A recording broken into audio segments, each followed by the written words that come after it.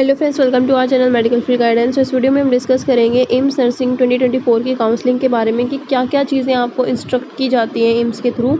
ये आपके जो नोटिस हैं 2023 के हैं, इसके बिहाफ पे हम देखेंगे कि आपको कैसे प्रोसेस आएगी, क्या सब कुछ करना है ताकि आपकी एक थोड़ी सी हेल्प हो जाए। ठीक है, अगर हम बात करें इसके काउंसलिंग फॉर्म रिलीज़ होने की, काउंसलिंग फॉर्म जल्द ही आपके जो वीक आएगा उसमें रिलीज़ हो जाएंगे।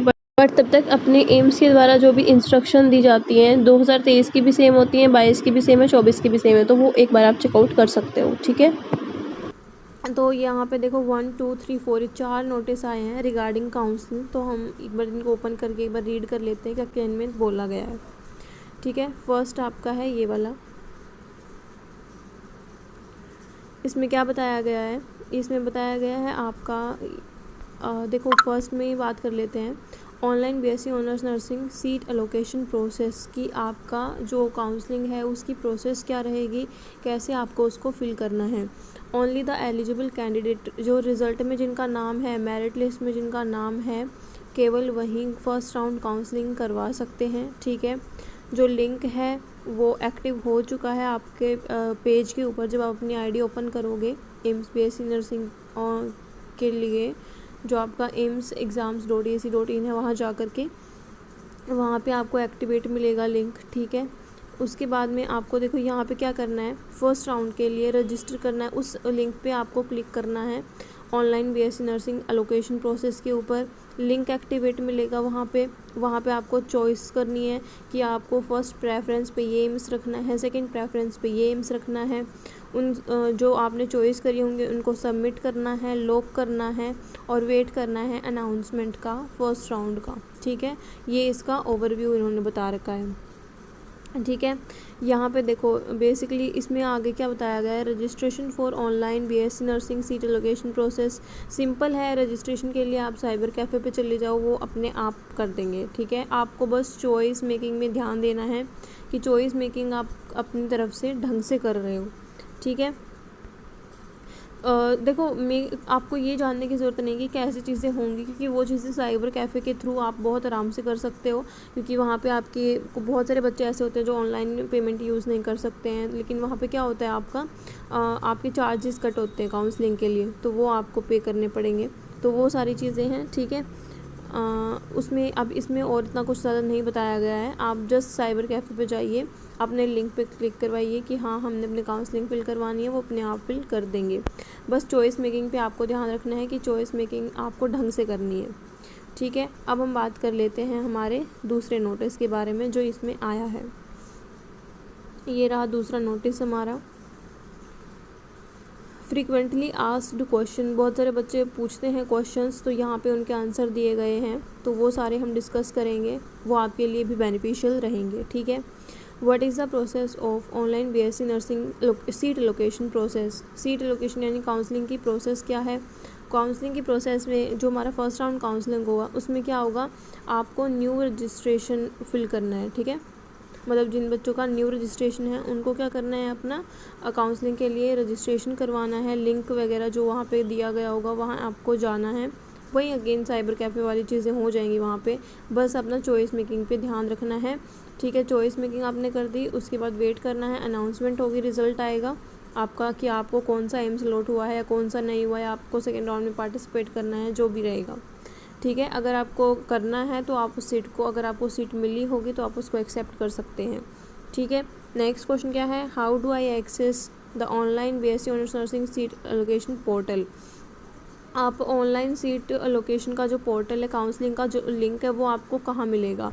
काउंसलिंग का लिंक जैसे आपको वहाँ पे दिखाते हैं ना कि प्रोस्पेक्टस का है, रिज़ल्ट का है, एडमिट कार्ड का है, उधर ही नीचे करके काउंसलिंग का अभी एक ऑप्शन आ रहा होगा, वहाँ जाके उसको कर सकते हो click. How do I register and set a password for online seat allocation process. जब आप वहाँ पे रजिस्टर करोगे खुद को, अरे रजिस्टर कुछ नहीं होता, उसमें बस आपको अपनी आईडी फिल करनी होती है, जो आपका आईडी का पासवर्ड और आरयूसी कोड है वो सब डालना रहता है। ठीक है, और कुछ उसमें ज़्यादा एक्स्ट्रा नहीं होता है, और आप पासवर्ड अपना जो आईडी का है वही रख सकते हो, काउंसलिंग का भी। I have forgotten my password, how do I retrieve them. अगर आप अपना जो पासवर्ड है वो भूल चुके हो तो डेफिनेटली आपने अपना जो भी ईमेल आईडी दी होगी वो आप वहाँ पर डाल के फॉरगेट पासवर्ड कर सकते हो, आप अपने पासवर्ड को अचीव कर सकते हो नॉर्मली, ठीक है। उसके बाद how do I make choice, आप चॉइस मेकिंग कैसे कर सकते हो एम्स के लिए। देखो ये मतलब चॉइस मेकिंग का तो सिंपल है कि आपको एम सेलेक्ट करते जाना है नंबर वाइज और उनको सेव करते जाना है, बट यहाँ पे मेन ध्यान रखना है आप अपनी रैंक के अकॉर्डिंग कर रहे हो। अगर आपकी रैंक 1000 है और आप पहले दिल्ली वगैरह फिल कर रहे हो तो वो एक स्टूपिडिटी है, ठीक है। अपनी रैंक के अकॉर्डिंग ही फिल करना, ऐसे नहीं आप कुछ भी फिल कर रहे हो वहाँ पे। Do I have make choice in one go, no, you can make choices, edit or record them as many times as you wish unless you have already submitted and logged the। अच्छा देखो यहाँ पे ना ये चीज़ है कि आपने जो चॉइसेस एक बार सेव कर दी, ठीक है, सेव करने पर आप उसको एडिट कर सकते हो, रीऑर्डर कर सकते हो कि ऊपर नीचे आप कोई एम्स करना चाहते हो, बट अगर लॉक आपने कर दिया तो लॉक करने के बाद वो एडिट या फिर रिकॉर्ड या डिलीट नहीं होगी। How do I order and re order the choice, वो सिंपल होता है, वो साइबर कैफ़े वाले अपने आप कर देंगे। How do I save choice, save भी हो जाएगा, सबमिट एंड लॉक भी आराम से अपने आप हो जाएगा, वहाँ पर बटन आते हैं, आपको सिर्फ आगे करते जाना है उनको। What happen if I save the choice but could not submit and lock, अगर आपने सबमिट एंड लॉक नहीं की तो फिर वो आपकी कंसिडर नहीं होगी, ठीक है। कैन आई ऐड डिलीट री ऑर्डर द चॉइसेस, हाँ आप ऐड कर सकते हो, डिलीट कर सकते हो, बट लॉक करने से पहले। ये सारे वही सेम रिपीटेड क्वेश्चंस हैं, ठीक है। अब यहाँ पे इस वाले क्वेश्चन के ऊपर आते हैं जो ये 14th वाला, can I change the choice for second round.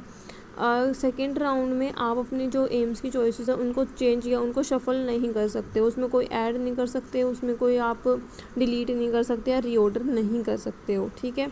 What is meant by active acceptance और एक्टिव डिक्लाइन और refusal of allocated seat in first round.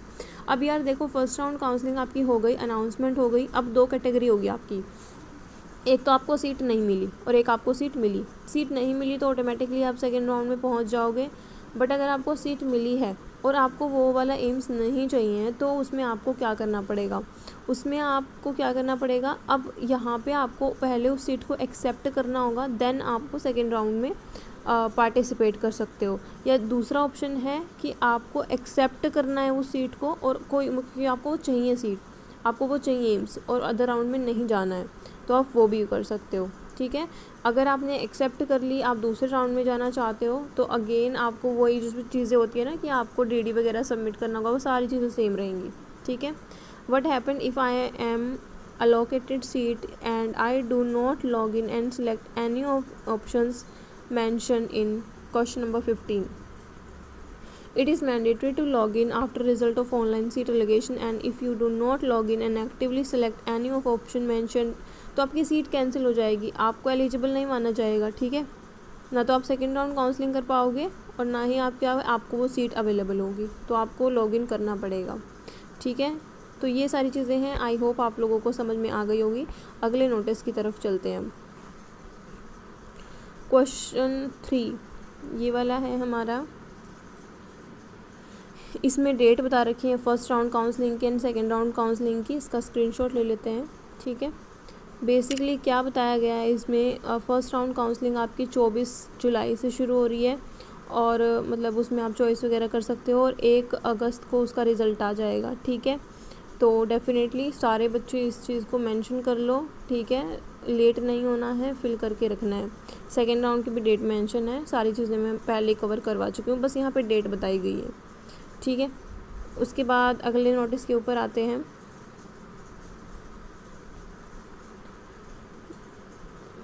इसमें इन्फॉर्मेशन गिवन है, ये सारी चीज़ें वही हैं जो मैंने आपको बताया, बस यहाँ पे डॉक्यूमेंट्स के बारे में बता देंगे कि आपको जैसे अगर आपको सीट मिल गई है तो आपको फिर कौन कौन से डॉक्यूमेंट्स लगेंगे जो कि लेके जाने हैं आपको। एडमिट कार्ड जो आपका आया था एम्स की तरफ से, रजिस्ट्रेशन स्लिप हो गई, ऑफ़र लेटर हो गया। ऑफ़र लेटर क्या होता है, ऑफ़र लेटर जब आप काउंसलिंग के बाद में आपका अगर एम्स सेलेक्ट करते हो तो उसका ऑफ़र लेटर आता है, जैसे होता है ना गवर्नमेंट जॉब में लेटर आता है, तो वह उस तरीके से होता है। सीट एलोकेशन लेटर आएगा, ठीक है। उसके बाद आपके पास 12th की मार्कशीट होनी चाहिए, 10th की मार्कशीट होनी चाहिए, ठीक है। माइग्रेशन सर्टिफिकेट होना चाहिए और जो भी जिस भी कैटेगरी से आप बिलोंग कर रहे हो उसका सर्टिफिकेट आपके पास में होना चाहिए वैलिड डेट के लिए।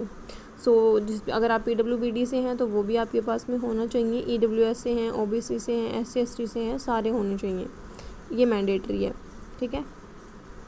आई थिंक मैंने सारी चीज़ें डिस्कस कर दी हैं। कोई भी अदर डाउट या क्वेरी रह गई हो तो आप मुझसे पूछ सकते हो कमेंट सेक्शन में भी, और आप मुझे डायरेक्ट व्हाट्सएप पे भी पूछ सकते हो। Thank you for watching this video.